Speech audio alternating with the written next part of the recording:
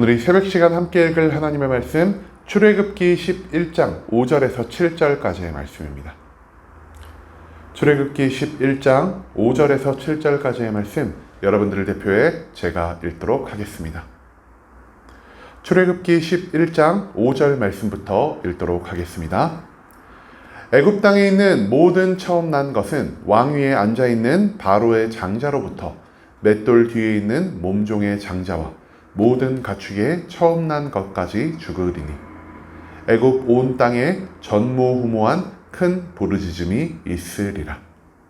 그러나 이스라엘 자손에게는 사람에게나 짐승에게나 개 한 마리도 혀를 움직이지 아니하리니 여호와께서 애굽 사람과 이스라엘 사이를 구별하는 줄을 너희가 알리라 하셨나니.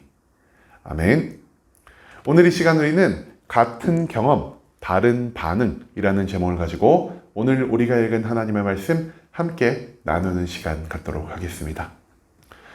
우리는 지금 출애굽기에 나오는 10가지 재앙에 대해서 계속해서 나누고 있습니다. 하나님은 애굽의 9가지의 재앙을 끊임없이 내리시며 온 세상에 자기의 능력을 보이실 뿐 아니라 이 10가지 재앙의 마침표를 찍으며 이스라엘 백성들을 온전히 해방케 하고자 하십니다. 우리가 저번 주까지 총 9가지의 재앙에 대해서 함께 나눴는데요. 이 9가지의 재앙 다시 한번 되돌아볼 수 있기를 원합니다. 첫 번째, 애굽에 있는 나일강과 모든 물을 피로 바꾸는 재앙이 있었고요. 개구리의 재앙, 이의 재앙, 파리의 재앙, 가축 돌림병의 재앙, 악성 종기의 재앙, 우박의 재앙, 메뚜기의 재앙, 그리고 저번 주 마지막으로 나왔던 이 흑암의 재앙까지 총 9가지의 재앙이 연속적으로 애굽 가운데 나타남으로 인해 애굽에 있는 수많은 사람들은 직접 고통을 겪으면서 육신으로 하나님의 살아계심을, 하나님의 능력을, 하나님이 진정한 신이심을 계속해서 체험할 수 있게 되었습니다. 그리고 이제 하나님의 때가 이르러 그분은 마지막 10번째 재앙을 준비하고 계십니다. 이 10번째 재앙이 애굽의 마지막으로 내림으로써 이스라엘 백성은 해방을 맞이하게 될 것이요, 애굽에 있는 모든 사람들은 결국 하나님의 권위에 굴복하게 될 것이요, 마지막으로 이스라엘은 하나님과 이스라엘 사이에 온전한 관계를 확립하게 될 것이라는 것을 우리가 어느 정도 추측할 수 있을 것 같습니다. 그리고 하나님은 오늘 본문 말씀 가운데서 10번째 재앙을 즉시 일으키시는 것이 아니라 10번째 재앙에 대해 모세에게 설명하시며 이 10번째 재앙이 갖는 의미에 대해서, 그리고 이것을 우리가 어떻게 준비할지에 대한 그 예고의 말씀을 알려주고 계십니다. 여러분, 10번째 재앙은 무엇일까요? 하나님은 모세에게 말씀하십니다. 10번째 재앙을 통해 애굽 땅에 난 모든 첫것이 죽음을 맞이하게 될 거라고 말이죠. 첫것이 의미하는 것은 무엇일까요?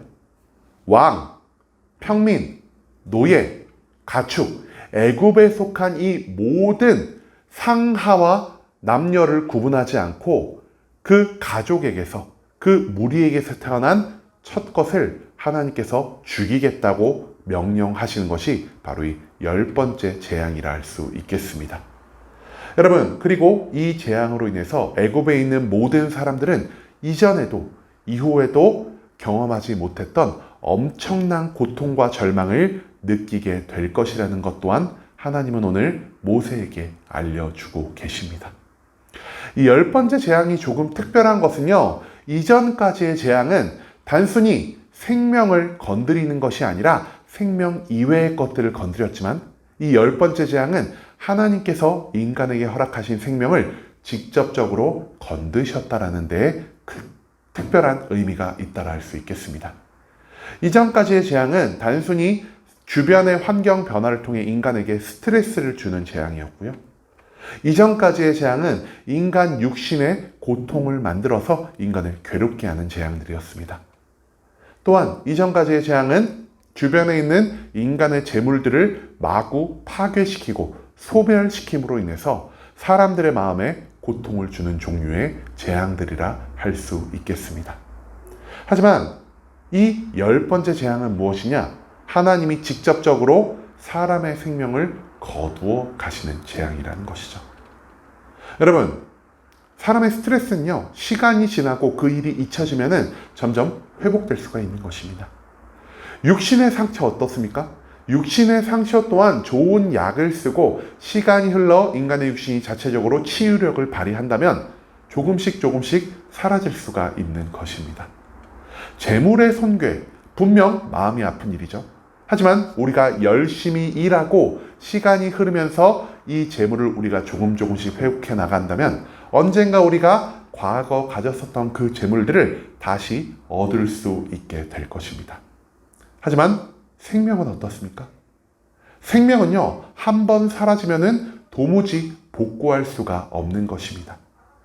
내가 아무리 뛰어난 능력을 가지고 있다라 하더라도, 내가 아무리 생명을 복구하기 위해 열심히 노력하고 수많은 시간을 투자하였다 하더라도 생명은 떠나가면은 다시 우리 곁에 돌아올 수 없는 것이라는 거죠. 이전까지 애굽에 있는 수많은 사람들은요, 하나님의 재앙을 보면서 이렇게 생각했던 것 같습니다. 그래, 내가 스트레스 좀 받고, 내가 육신의 고통을 좀 받고, 내가 재물의 손괴 좀 입으면 어때? 분명 회복할 수 있는 건데. 그리고 이 9가지 재앙을 통해 죽음을 당한 사람이 분명 존재하지만 저 사람들은 운이 없는 사람들이야. 정말 몇몇 안 되는 사람들만 죽음을 맞은 거지. 하나님은 우리의 생명을 직접 건드릴 능력은 없는 분이야 라고 말입니다.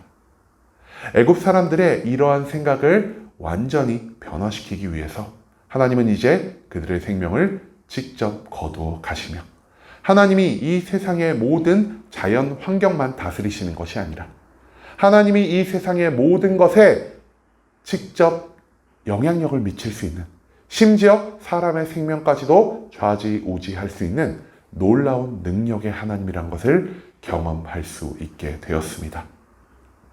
하나님은요, 애굽의 왕과 백성들에게 꾸준히 순종을 요청하셨습니다.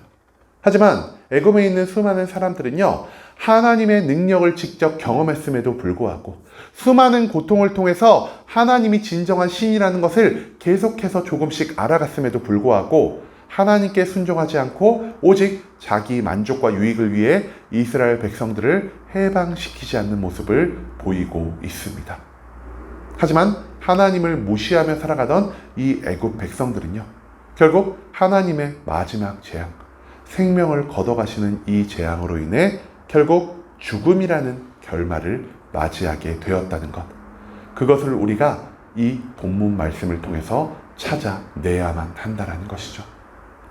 끝까지 하나님의 뜻에 따르지 않고 자기 만족과 유익만을 누리며 살으려 했던 모든 사람들의 결말은 죄악으로 인해 죽음이라는 끝을 맞이할 수밖에 없다는 사실을 우리가 이 10번째 재앙을 통해서 반드시 기억해야만 할 것입니다.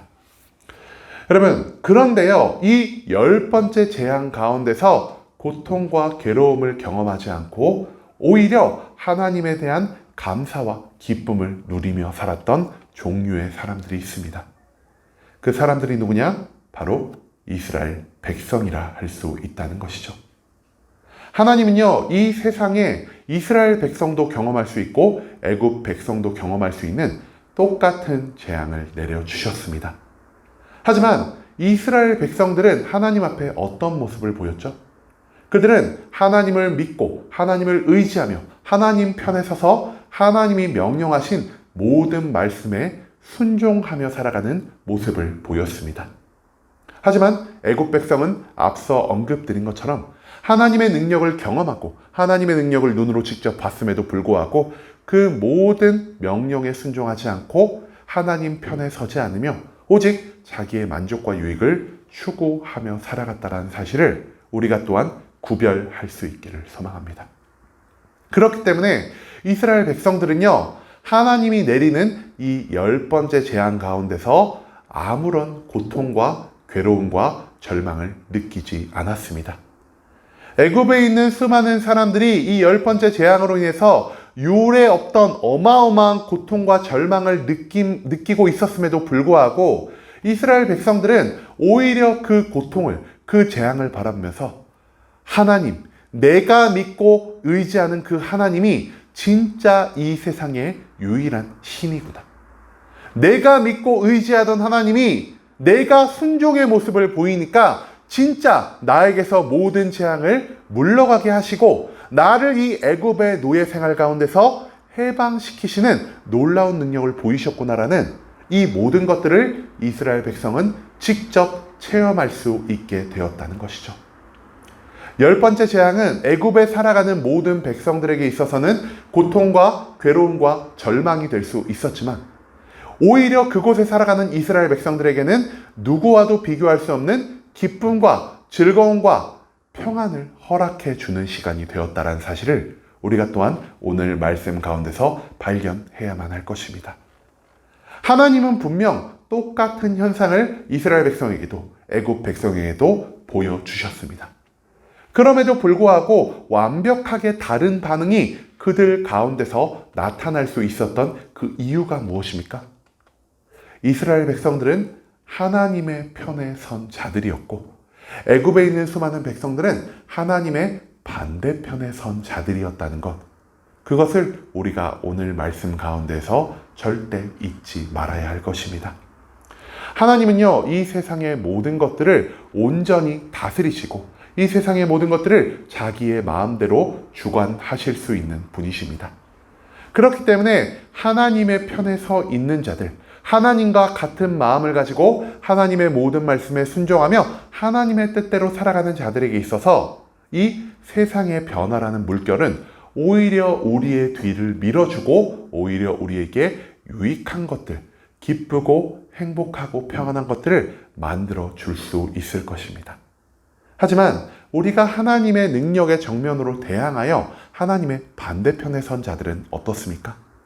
이 세상의 변화라는 물결 가운데서 하나님은 저들을 계속해서 뒤로 밀어내실 것이고 저들은 하나님의 밀어내심을 거슬러 올라오려 하기 때문에 계속된 수고와 노력에도 불구하고 아무런 유익을, 아무런 결실을 얻지 못하는 이러한 고통과 괴로움 가운데서만 살아가야 한다는 것을 우리는 오늘 이 출애굽기 11장의 본문 말씀을 통해서 찾아내야만 한다는 것이죠. 이제는 애굽 백성들처럼 하나님의 반대편에 서서 모든 심판을 경험하는 불순종의 어리석음을 우리가 선택하지 않을 수 있기를 소망합니다. 하나님의 공평한 능력 가운데서 우리가 온전한 기쁨을 느꼈던 그 이스라엘 백성의 모습을 온전히 쫓아야만 할 것입니다. 이젠 내가 하나님의 편에 서서 하나님의 모든 마음을 가지고 하나님과 같은 생각을 하며 하나님의 모든 말씀에 순종함으로 하나님이 이끄시는, 하나님이 변화시키는 이 세상 가운데서 온전한 기쁨을, 온전한 행복을, 온전한 평안을 누리며 살아갈 수 있는 순복음 함께하는 교회 모든 성도님들이 될 수 있길 간절한 마음으로 소망하겠습니다.